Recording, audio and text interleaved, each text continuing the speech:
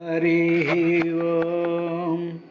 పరుడై ఈశ్వరుడై మహామహిముడై ప్రదుర్భవస్థాన సంహరణ క్రీడనుడై త్రిశక్తియుతుడై అంతర్గత జ్యోతి అయి పరమేష్ఠి ప్రముఖామరాధిపులకున్ ప్రాపింపరకుండు దుస్తర మార్గంబున తెజరిల్లు హరికిన్ తత్వార్థినై మ్రొక్కెదన్. ఏ విభువందనర్చనములే విభుచింతయు నామకీర్తనంబే విభులీలద్భుతములెంవని సంశ్రవణంబుసేయ దోషావలి బాసి లోకము శుభాయత వృత్తి చలంగునండ్రునేనా విభునాశ్రయించద అఘౌఘ నివర్తను భద్రకీర్తనున్. ఏ పరమేశు పాదయుగమెప్పుడు కోరి భజించినే పరుల్ లోపలి బుద్ధిలో ఉభయ లోకములందల శక్తి బాసి ఏ తాపములేక బ్రహ్మగతి దారు చరించిత శ్రములై చరింతురే ఆ పరమేశు మృక్యద అఘౌఘ నివర్తను భద్రకీర్తను.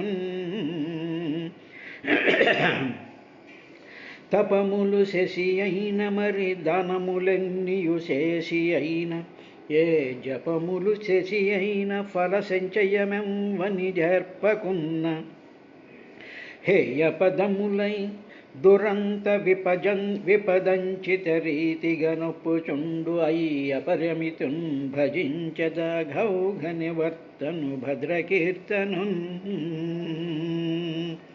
తపముల్ శశినో నియతినో దానం వ్రత ప్రీతినో జపమంత్రంబులనో శృతి స్మృతులనో సద్భక్తినో ఎట్లు లబ్ధపదుండౌనని బ్రహ్మరుద్రముఖురుల్ భావింతురంవాణి అయ్యపవర్గాధిపుడాత్మమూర్తి సులభుండౌగా కనకెప్పుడు అణువో కకడున్ మహావిభవుడో యచ్చిన్నుడో చిన్నుడో గుణియో నిర్గుణుడో యటంచు విబుధుల్ కుంఠీభవత్తత్వమర్గణులై ఏ విభుపాద పద్మ భజనోత్కర్షంబులం దత్వ వీక్షణముంజెసదరట్టి విష్ణు పరమున్ సర్వాత్ము సేవించదన్. హరి ఓం. శ్రీ గురుభ్యో నమః. సహస్రశిరసం సాక్షాద్యం అనంతం ప్రచక్షతే సంకర్షణాఖ్యం పురుషం భూతేంద్రియమనోమయం కర్తృత్వం కరణత్వం చ కార్యత్వం చ ఇతి లక్షణం శాంతం ఘోర విమూఢత్వం ఇతి వా స్యాదహం కృతేః అని నిన్నటి శ్లోకాల్లో కపిల మహర్షి దేవహూతికి తల్లైనటువంటి దేవహూతికి ఈ విధంగా చెప్పడం ప్రారంభించాడయ్యా అని చెప్తూ, విదురాను జాగ్రత్తగా గమనించినట్లయితే ఇప్పుడు కపిల మహర్షి అహంకారము అనేటువంటి కాన్సెప్ట్ని తల్లికి ఆయన వివరిస్తూ ఉన్నాడు. అది జాగ్రత్తగా చూసుకో నువ్వు.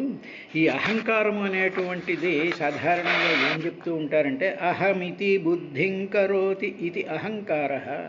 అహమితి నేను అనేటువంటి ఒకానొక భావము.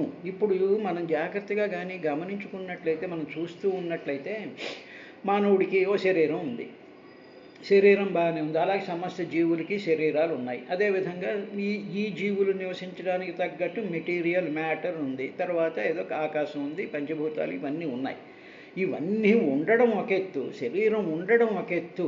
ఆ శరీరంలో ఒక భావము, ఒక స్పృహ, ఒక కాన్షియస్నెస్, ఒక భావం ఉంటుంది. ఆ భావం గుణాత్మకమైనటువంటిది అని చెప్పలేం. అంటే ఏమిటి? అది పదార్థమా, అది ఖాళీయా, అది అగ్నియా, అది ఏదైనా వాయువా, అది జలమా? ఆ భావం అనేటువంటిది అది పంచభూతాలు కాదు. ఆ భావం అనేటువంటివి పంచభూతాలు కావు.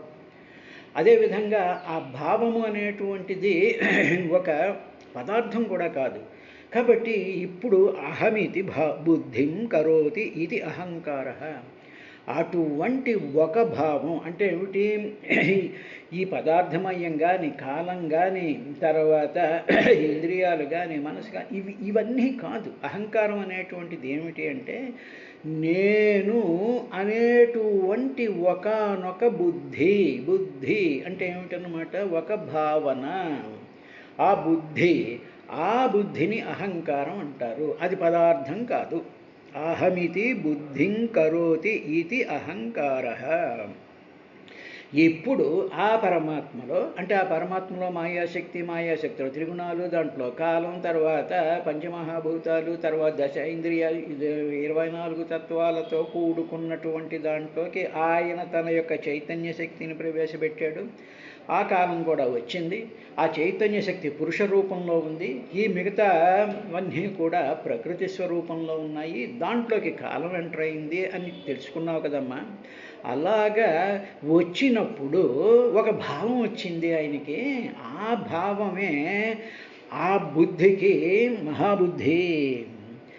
యా దేవి సర్వభూతేషు బుద్ధిరూపేణ సంస్థిత అని. సర్వభూతేషు బుద్ధిరూపేణ సంస్థిత. బుద్ధి రూపంలో ఉంటుంది. అంటే బుద్ధి అంటే మామూలుగా మనం అనుకునేటువంటి బ్రెయిన్లోంచి వచ్చేటువంటిది కాదు. అది ఒక భావము.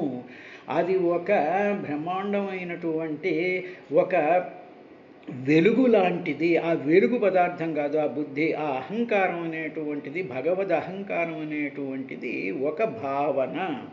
ఆ భావం వేరు. అటువంటి విశ్వం ఆత్మగతం వ్యంజన్ కూటస్థో జగదంకురః. ఈ జగత్తు అంకురించడానికి ముందమ్మా ఏం జరిగింది అంటే సహస్ర శిరసం సాక్షాత్ అనంతం ప్రచక్షతే సంకర్షణాఖ్యం. అప్పుడు ఈ పంచభూతాలు, ఈ ఇంద్రియాలు, మనస్సు అనేటువంటి రూపంలో ఉండేటువంటి అహంకారం అంటే ఏమిటి? ఆ అహంకారం, ఆ భావంలో ఏమున్నాయి? పంచభూతాలు ఉన్నాయి అనేటువంటి భావం. పంచభూతాలు ఉన్నాయి, పంచమహాభూతాలు ఉన్నాయి, ఇంద్రియాలు ఉన్నాయి, తర్వాత 24 తత్వాలు, అవన్నీ కొన్ని పదార్థమయంగాను కొన్ని శక్తుల రూపంలోనూ ఉన్నాయి. ఇలా ఉండేటువంటి వాటిలన్నిటిలోనూ కూడా ఇవన్నీ ఉన్నాయి అనేటువంటి ఒకానొక బుద్ధి ఉందే. అహం ఇది బుద్ధి, ఇది నేను అనేటువంటి బుద్ధి ఉందే. ఆ బుద్ధి నే అనంతం ప్రచక్షతే. దానిని అనంతం అంటారమ్మా. అంటే భగవంతుడి యొక్క ఆహం. అందుకనే భగవద్గీతలో అహం అహం అంటూ ఉంటాడు ఆయన. సర్వధర్మాన్ పరిత్యజ్య మామేవ శరణం వ్రజ. మాం ఏవ నన్నే అంటే అహం.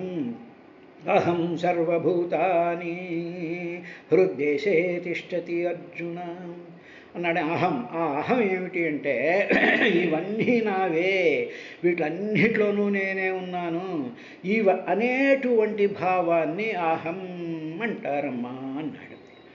ఇప్పుడు మామూలుగా మానవులు తీసుకునేటప్పటికీ మన అహం అంటే ఏమిటంటే ఈ శరీరం నాది, ఈ మనసు నాది, ఈ కష్టాలు నావి, ఈ సుఖాలు నావి, నా శరీరం ఇలా ఉంది, ఈ ఇల్లు నాది నాది నాది అనేటువంటి దాంట్లో ఆ బుద్ధి రూపమైనటువంటి అహం ఉంది చూసారా?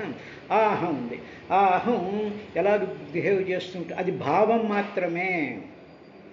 ఆ అహం, ఆ నేను అనేటువంటిది నీ గుండెకాయ కాదు, నీ ఊపిరితిత్తులు కాదు, ఏం కాదు. అది నేను అనేటువంటి ఒక భావం. ఆ భావం భగవంతుడి దగ్గరికి వచ్చేటప్పటికీ దానినే అనంతం సంకర్షణాఖ్యం అంటారమ్మా. అటువంటి భావాన్ని అనంతుడు, సంకర్షుడు అని అంటారు. ఆ అహంభావం ఎన్ని రూపాల కింద వచ్చిందంటే సహస్ర శీర్షం.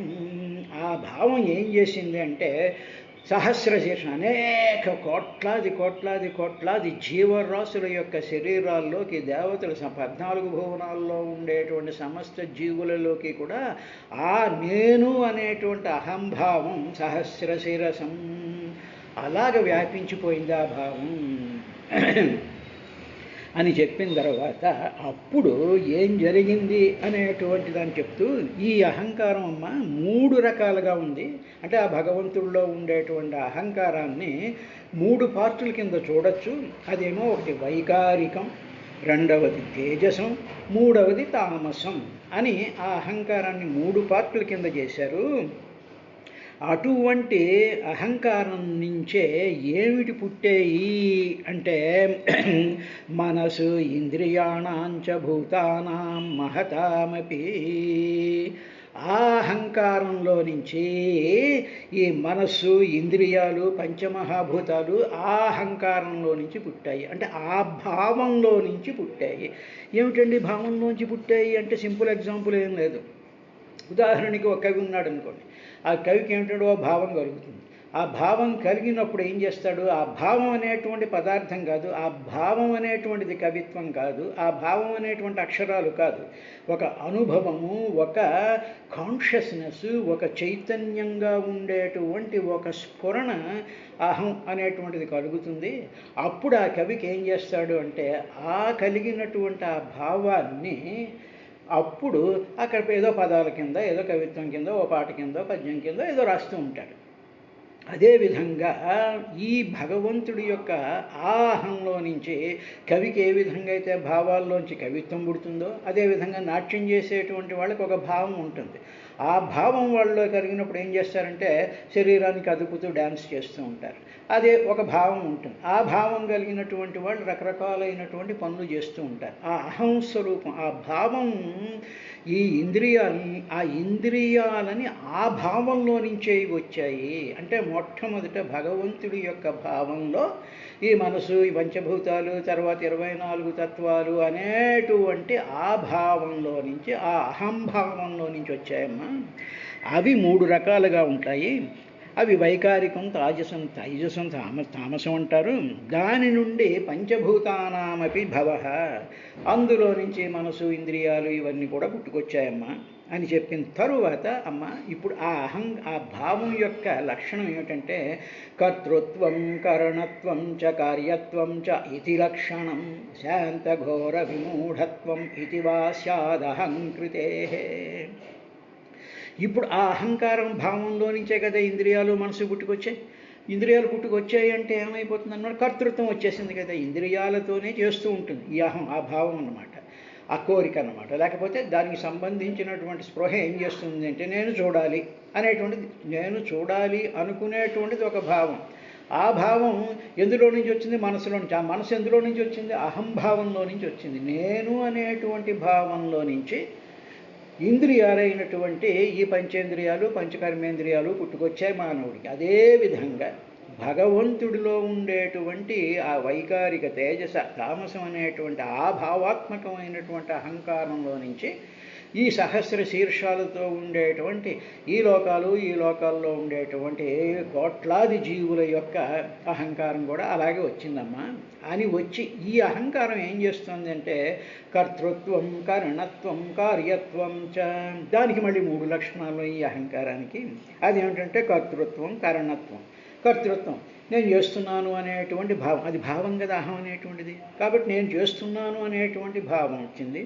కరణత్వం, నేను చేస్తున్నాను అని భావం వచ్చినప్పుడు చేయించడానికి ఇంద్రియాలు ఉండాలి కాబట్టి అవి కరణాలు, అవి ఇన్స్ట్రుమెంట్స్ కాబట్టి ఆ ఇన్స్ట్రుమెంట్స్కి కూడా ఈ భావం ఉంటుంది. మేము చేస్తున్నాం. కన్ను ఉదాహరణకు అనుకోండి, కన్నుకి తెలివి ఉంది అనుకుందాం, నేను చూస్తున్నాను అంటుంది ఆ కన్ను. నేను తింటున్నాను అని నాలుక అంటుంది, నాలుక అనదు కానీ ఆ మనసు అంటుంది. అదేవిధంగా కర్తృత్వం, కార్యత్వం, నేను చేయడం వల్లే ఇది వచ్చింది, నేను దండలు కుట్టి వేయడం వల్లే దేవుడికి అంత శోభ వచ్చింది, నీ బొందొచ్చింది.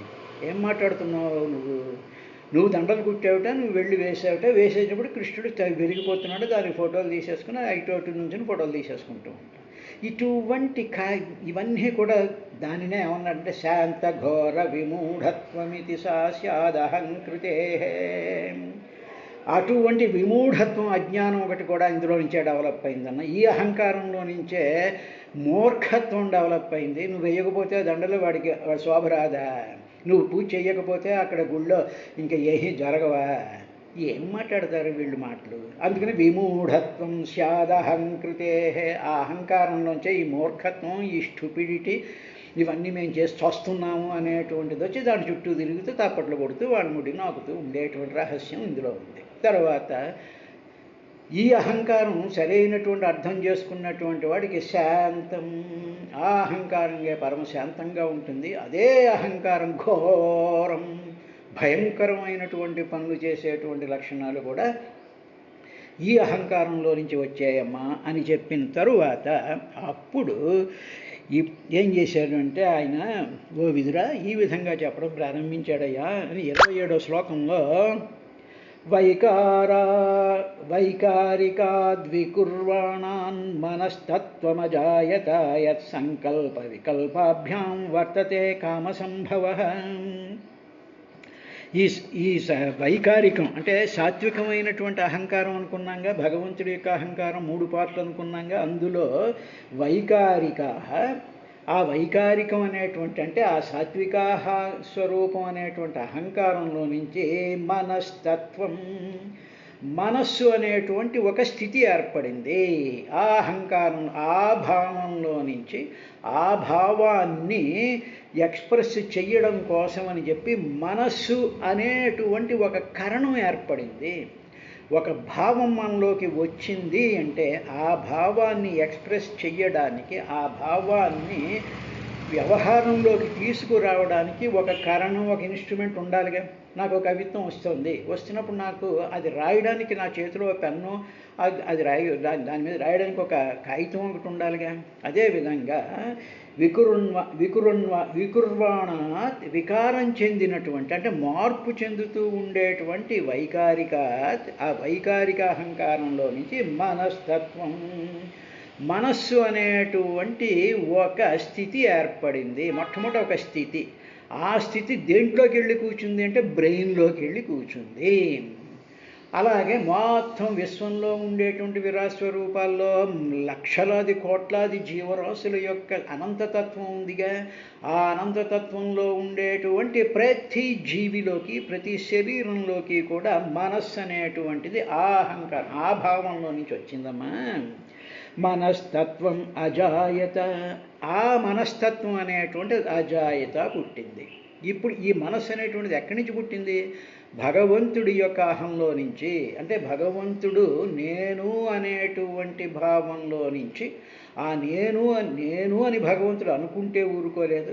ఈ భావం సమస్త జీవరాశుల్లోకి కూడా ఉండాలి. కాబట్టి అటువంటి మనస్సు అనేటువంటి తత్వం, మనస్తత్వం అజాయత, ఆ స్థితి, ఆ తత్వం, ఆ ఎగ్జిస్టెన్స్ ఆఫ్ మైండ్ అనేటువంటిది అక్కడ పుట్టిందమ్మా. ఇప్పుడు ఆ మనసు ఏం చేస్తుంది? మరి ఆ మనసుకి కొన్ని లక్షణాలు ఏడుస్తాయిగా.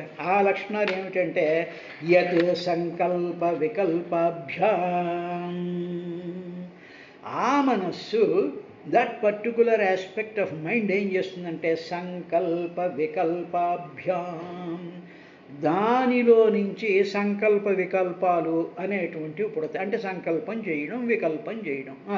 ఇది ఇలా ఉంది, ఇలా చేద్దాం, వద్దు ఇలా చేయొద్దు, ఇలా చేద్దాం అని ఒకటి సంకల్పించడం, దాన్ని వికల్పించడం, అది వద్దనుకోవడం లేకపోతే కావాలనుకోవడం. ఇలాగే ఈ సంకల్ప వికల్పాల నుంచి ఏం జరిగిందంటే కామ సంభవ,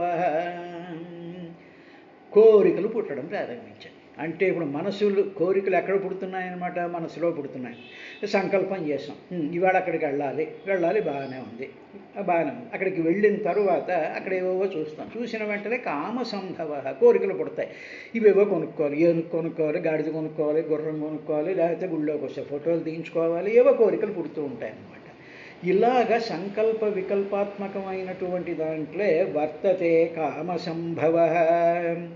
ఈ కోరికలన్నీ పుట్టేటువంటిది ఎక్కడి నుంచి అంటే ఈ మనస్సులో నుంచి ఇవన్నీ పుడుతూ ఉంటాయమ్మా అన్నాడు. ఏమండి, ఇది ఒక్క మనిషికైనాగా సమస్తమైనటువంటి జీవరాశుల్లోనూ మనస్సు ఉందిగా.